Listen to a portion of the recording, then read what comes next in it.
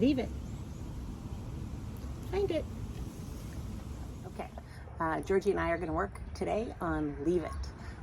That is the cue that you use so that you can avoid situations like the dog grabbing the steak that's marinating on the counter, or the sock that's lying on the floor, or the cigarette butt that is on the sidewalk. You want to be able to give a cheery little leave it and have your dog understand, that's not going to happen for me right now. So there are lots of ways to teach it. The way I'm going to teach it today is to put a little treat under my hand and tell him leave it in a cheery little voice. I'm not going to say leave it in a big scary voice because he's not in trouble. I'm just saying leave it. And then if he's a normal dog, which he's not, he's kind of a perfect boy, but anyway, if he's a normal dog, he will try to go for the treat anyway because he doesn't really know what leave it means yet. And so he's going to be sniffing and pawing at that treat. The second he stops doing that, I'm going to say, find it, and I'm going to throw a treat from my other hand just off to the side. Basically, he gets to start up the fun find it game that is a guaranteed treat if he leaves it in this hand. So let's see how it goes. Are you awake enough to play? We'll see if he's awake enough to play. Good morning, little prince. All right. Here we go. Now I'm going to put this under, and he's never going to get this thing that I said leave it, because leave it truly means forever. Leave it means you're not getting this at all. You're never going to have the sock, never going to have that steak, never going to have that cigarette butt. Forget that.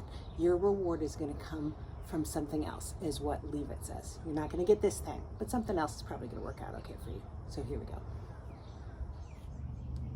Leave it. Find it. Leave it. Find it. Leave it. Find it.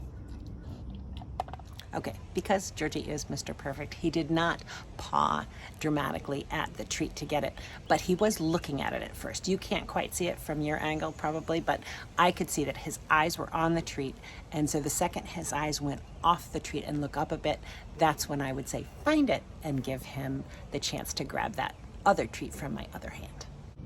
Leave it. Find it. So he's doing really well. So I am going to lift my hand up a little bit and not be covering it like a basket. Leave it. Find it.